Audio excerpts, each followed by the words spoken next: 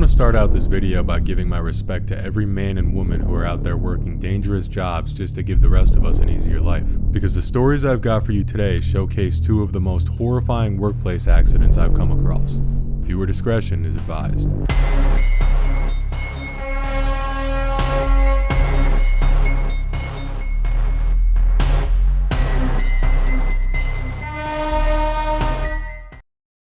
Around the start of World War I, there were several factories popping up around the United States to produce watches and dials for the military. What made them stand apart was that they were painted with a particular material containing radium, which is a radioactive element. The reason for the use of radium was to create a glowing effect in the dark. The use for this among military personnel is obvious, and it made for a profitable product. Radium itself was discovered about 20 years earlier by Marie Curie and Pierre Curie, who were French physicists, but the properties by this time were not yet well known. However, it had been used successfully to treat cancer, so the public touted the substance as sort of a miracle element, and there was even a variety of commercial products that contained radium because of the fact that people associated it with good health and healing. Cosmetics and even toothpaste containing radium were sold to the public as a result of the misunderstood effects. So with the wide acceptance of radium, nobody batted an eye at the production of watches and military dials. The job paid well, and hundreds of women were hired on for the manufacturing process. Women were chosen specifically because their hands were smaller and better suited for the detail required to paint such small and exact lines. The thought of making watches for the military gave the girls a sense of pride, and they'd even carve their name and address into some of the watches for the soldiers that wore them. Sometimes they'd even receive letters from the soldiers thanking the girls for it in the mail. The girls loved the job. It wasn't labor intensive, and they were making good money doing it. But that wasn't the only reason. The radium dust that the girls were exposed to daily caused the same glowing effect on the girls as it did the watches. Their clothes, their hair, and their skin were all glowing by the end of their shifts. This phenomenon was very popular with the women, and they would often wear their best dresses to work just so they would be shining when they went dancing after. And some women even applied the paint to their nails to make them glow, and to their teeth because it gave them a radiant smile that stood out. These women became known as ghost girls or radium girls, and they were getting a lot of attention for it. In addition to using the paint for cosmetic purposes, the women were supposed to use cups of water to wash the brushes in between their strokes. But the water, which was rarely changed, left the brushes fraying and made it difficult to paint exact lines. So to remedy this, the girls were instructed to use their lips to bring their paint brushes to a fine point, which made it easier to apply to an extremely small watch dial. A few of the women brought up concerns about the safety of ingesting the radium paint, but they were assured by their managers that safety shouldn't be a concern and that they had nothing to worry about. Of course, that turned out to be completely false, because radium can be extremely dangerous, especially with repeated exposure.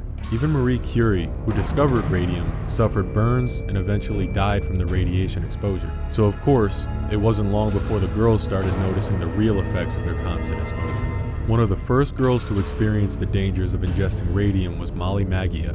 In January of 1922, Molly got a toothache, but she didn't think much of it and went to see a dentist. Her dentist told her that her molar needed to come out, but following the extraction, she had to have the tooth next to it pulled a few weeks later. The weird part was that neither of the wounds were healing, but instead they grew together and seeped blood and pus into Molly's mouth. Soon enough, another tooth had to be pulled, and a few more after that.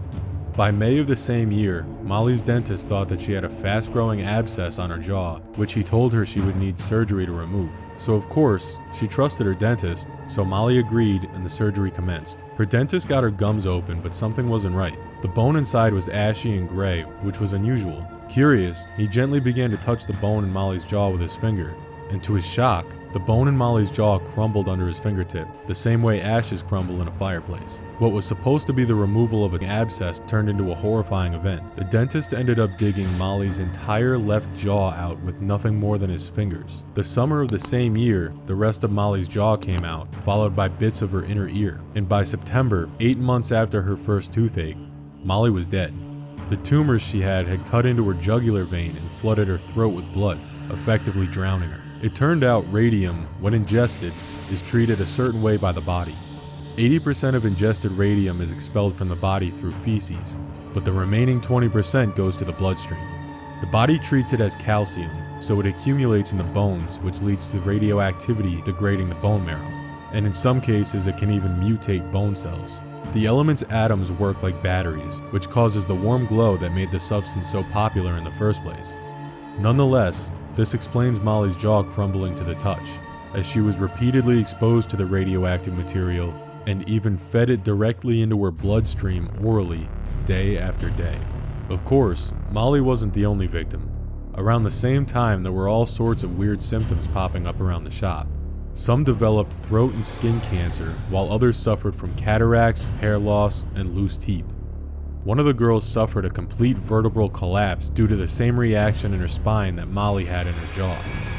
At the time, radium was known to be acutely dangerous, but nobody really had any experience with the level of radiation sickness that the girls were experiencing. Naturally, accusations started pouring in, blaming the company, but the owners, of course, wanted no part of it.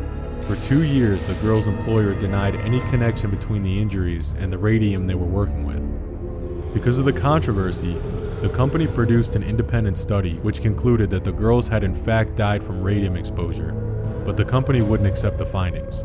In fact, they commissioned additional studies that drew the opposite conclusion. Because of this, the public continued to think that the radium was safe. The company even brought up the fact that Molly's death was said to have been caused by syphilis, hinting that the other girls must have suffered from it too. This claim also doubled as an attempt at smearing the girls. But in 1925, a pathologist named Harrison Martland developed a test that proved radium poison was to blame. The radium industry, of course, tried to discredit the findings, but the Radium Girls fought back against them. The girls knew their days were numbered, but they couldn't help but think of the family and friends they had who were also working with the radioactive substance every day. By the time the case was accepted by an attorney in 1927, many of the girls only had months to live. This forced their hand and they accepted a settlement. The settlement granted each of the Radium Girls $10,000, which is equivalent to about $175,000 today. In addition to this, they were granted $600 per year until their deaths, which was split up into $12 per week. This is equivalent to about $10,000 a year today, split up into $200 per week payments. The girls made the issue of radium safety a front-page story around the world, but the United States Radium Corp denied its role completely, leading to more women falling ill and dying as a result. That is until 1938, when Catherine Wolfe Donahue, who was also a dying victim of the same circumstances, was able to successfully sue the Radium Dial Co. over her situation. After that, the issue was ultimately settled for good. On September 30th, 1999, a serious accident that would rank number 4 on the nuclear event scale occurred in Japan. Hisashi Ouchi was working at the Japan Nuclear Fuel Conversion Company, or JCO, preparing new uranium rods. Hisashi and a co-worker named Masato were at the tank, while their supervisor was watching from a nearby room. The equipment had gotten an overhaul, and this was their first time operating any of it since. None of them knew at the time, but the new operating manual hadn't even been approved yet. The solution they had made was enriched up to 18.8% with uranium-235. The usual solution was only 5% enriched. Exposure to such a toxic chemical, as we know, can cause cancer, organ issues, and death. According to the new procedure, they began to pour it directly into the precipitation tank. Under standard procedure, the buffer tank would automatically pump the solution into the precipitation tank. However, they did this manually, bypassing the buffer tank altogether. At around 10:35 a.m., the tank was filled with a solution containing 16 kilograms or 35 pounds of enriched uranium. After the 7th bucket, it had reached criticality. At 7 times its legal mass, uncontrolled nuclear fission began. Fission is the splitting of a heavy atom into 2 lighter ones. This results in a huge energy output. The tank started to emit intense gamma rays and neutron radiation. There was a blue flash, and the gamma radiation alarms rang. Hisashi, who was leaning over the tank while adding the fuel, received an estimated 17 sieverts of radiation. To put this in perspective, a lethal dose of radiation is only 7 sieverts, and the maximum allowable annual dosage for the workers was only 15 millisieverts.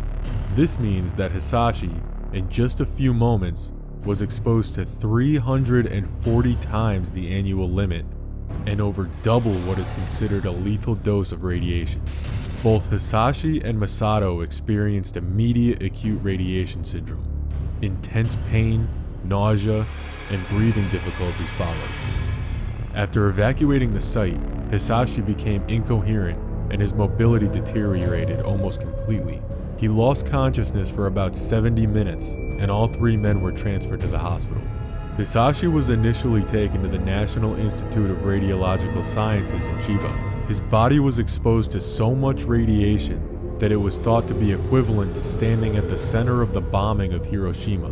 It left his body's immune system completely destroyed, and his white blood cell count plummeted to almost 0. His internal organs were severely damaged, and most of his body had severe radiation burns. As he began to get worse, Hisashi was transferred to the University of Tokyo Hospital, and because his immune system was severely compromised, he was vulnerable to harmful microorganisms within the hospital. Because of this, he was kept in a special radiation ward to prevent infections. On October 6th and 7th, the doctors tried to improve his immune system by performing the world's first peripheral blood stem cell transplant with his sister as the donor. However, the new cells mutated because of the radiation, which triggered his immune system, and this only caused the condition to worsen. As a result, his white blood cell count once again dropped dangerously low.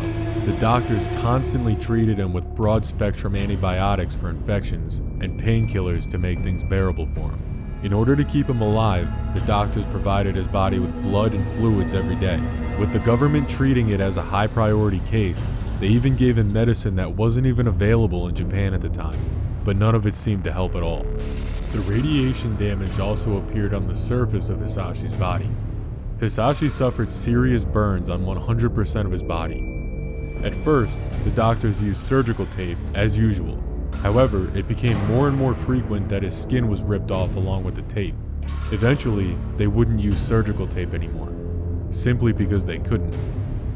Healthy skin cells divide rapidly and new cells replace old ones. However, in Hisashi's irradiated skin, new cells were no longer being generated. His old skin was falling off and he was suffering intense pain along with a battle against infection. The radiation penetrated the chromosomes of his cells. Chromosomes are the blueprint of a human body that contain all the genetic information. Each pair of chromosomes has a number and can be arranged in order. However, it was impossible to arrange Hisashi's irradiated chromosomes. They were broken apart and some of them were stuck to each other.